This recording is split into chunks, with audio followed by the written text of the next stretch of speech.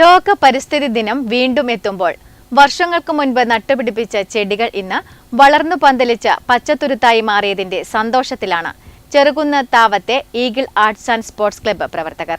2018 June 5-ന് പരിസ്ഥിതി ദിനത്തോടനുബന്ധിച്ച് താവം കാപ്പ് റോഡിന് സമീപം ക്ലബ്ബ് പ്രവർത്തകർ നട്ടുപിടിപ്പിച്ച ചെറുചെടികളാണ് ഇന്ന് തണൽ വിരിച്ച് നാടിന്റെ അഭിമാനമായി മാറിയിരിക്കുന്നത്.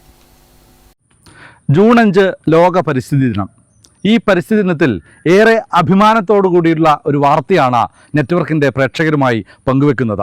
ചെറുകുന്ന് താവത്ത് എൻ്റെ നാട്ടിൽ ഞങ്ങളുടെ സുഹൃത്തുക്കൾ നട്ടുവളർത്തിയ ഒരു പച്ചപ്പിൻ്റെ ചിത്രമാണ് നിങ്ങളുമായി പങ്കുവെക്കുന്നത്.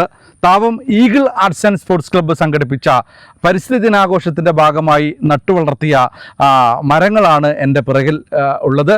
അപ്പോൾ ഇതേക്കുറിച്ച് കൂടുതൽ അറിയാൻ വേണ്ടി ക്ലബിൻ്റെ പ്രസിഡന്റ് കൂടിയായ ശ്രീ സന്തോഷ് നമ്മളോടൊപ്പം ചേരുകയാണ്. നമസ്കാരം. നമസ്കാരം. എങ്ങനെയായിരുന്നു നമ്മുടെ ഈ പരിപാടിയുടെ തുടക്കം എന്ന് നെറ്റ്വർക്കിൻ്റെ പ്രേക്ഷകർക്ക് വേണ്ടി ഒന്ന് പറയാം. 2018 നമ്മൾ പരിസ്ഥിതി ദിനത്തിൽ ഈ വൃക്ഷത്തൈകളിലൂടെ നടുന്നത്. അപ്പോൾ വൃക്ഷത്തൈകൾ 2018 ജൂൺ 5-ന് നമ്മൾ ചെയ്തു. അതിനുശേഷം ഇതിന് വെള്ളം കൊടുത്തത്, കാരണം നല്ല വേനൽക്കാലത്ത് കുപ്പിയിൽ വെള്ളം നിറച്ചിട്ട് അതിൻ്റെ 3 തോട്ടയാക്കി അതിലൂടെ കയറ് കെട്ടിയിട്ട് നൂല് കെട്ടിയിട്ടാണ് ഇതിന് വെള്ളം കൊടുത്തിട്ട് ഇതിനെ സംരക്ഷിച്ചിട്ടുള്ളത്. എല്ലാവരും പരിസ്ഥിതി ദിനങ്ങൾ എല്ലാ വർഷവും ജൂൺ 5-ന് ആഘോഷിക്കുന്നുണ്ട്.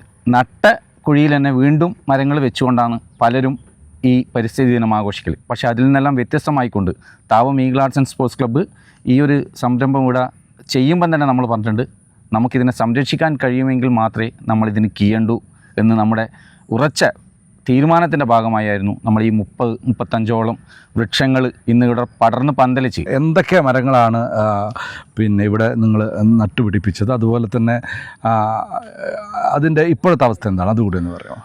ഇതിലിപ്പോൾ എന്ന് പറഞ്ഞാൽ ഞാവലുണ്ട്, പിന്നെ കണിക്കൊന്നയുണ്ട്, പുളിമരമുണ്ട്, പിന്നെ അശോകമുണ്ട്, പിന്നെ വാഗച്ചെടികൾ, പലതരം വാഗകൾ പൂക്കൾ ഉണ്ടാവുന്ന ചെടികളുണ്ട്, അതുപോലെ തന്നെ മഹാഗണിയുണ്ട്. അങ്ങനെയുള്ള വ്യത്യസ്തമായ മരങ്ങൾ നട്ടിട്ടുണ്ട്. അപ്പോൾ അതിൻ്റെ അകത്തുനിന്ന് ഇപ്പം ഞാവലൊക്കെ ഇപ്പോൾ കുട്ടികൾ പറിച്ച് തിന്നാൻ വേണ്ടിയിട്ട് കഴിക്കാൻ വേണ്ടിയിട്ട് തുടങ്ങി. എല്ലാവരും ഞാവൽ ഉണ്ടാവുന്നുണ്ട്. ഇപ്പം ചിലതിപ്പോൾ ഈ മഴക്കാലത്ത് പോലും അത് പൂത്തിട്ടുണ്ട്. അതുപോലെ തന്നെ പുളിയും നമുക്കിവിടെ ഉണ്ടാവാൻ തുടങ്ങി. കഴിഞ്ഞ വർഷം മുതൽ പുളി ഉണ്ടായിട്ടുണ്ട്.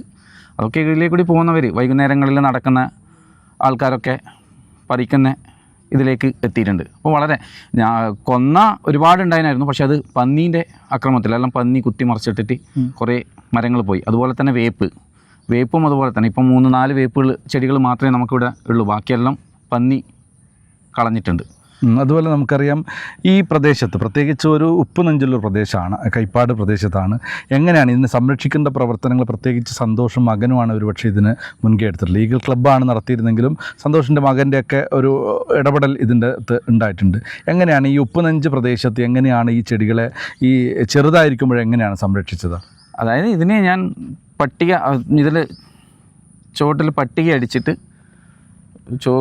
അടിച്ച് പ്ലാസ്റ്റിക് കുപ്പിക്ക് മൂടി തുറന്ന് തോട്ടയാക്കി അതിൻ്റെ അകത്ത് ചണച്ചാക്ക് കെട്ടിയിട്ട് നൂല് കെട്ടിയിട്ട് അതിൽ നിന്ന് ഡ്രോപ്പായിട്ട് ഈ ചെടികൾക്ക് വെള്ളം ഉറ്റി വീഴുന്ന വിധത്തിൽ, അത് ഞാൻ എൻ്റെ വീട്ടിൽ നിന്ന് തന്നെ വെള്ളം കൊണ്ടുവന്നിട്ടാണ്, ഞാനും മോനും കൂടി വെള്ളം കൊണ്ടുവന്നിട്ട് തന്നെയാണ് നമ്മളത് ചെയ്തിട്ടുള്ളത്. അതിപ്പോൾ ആഴ്ചയിൽ 2 ദിവസം അങ്ങനെ ചെയ്തിട്ട് അങ്ങനെ പരിചരിച്ചിട്ടാണ് ഇതിനെല്ലാം സംരക്ഷിച്ചത്. ഇപ്പം എന്ന് പറഞ്ഞാൽ നമ്മളെ എല്ലാവരും ഒരുപാട് നമ്മളെ ക്ലബ്ബിലില്ലാത്തവരും ഇതിനെ സംരക്ഷിക്കാൻ, കാരണം വള്ളിയൊക്കെ വന്ന് മൂടിക്കഴിഞ്ഞ് കഴിഞ്ഞാൽ അത് മുറിച്ച് മാറ്റാനൊക്കെ ഭാർഗവാട്ടൻ, ദാസാട്ടൻ അങ്ങനെയുള്ള ആൾക്കാരൊക്കെ വന്നിട്ട് സഹായിക്കുന്നുണ്ട്.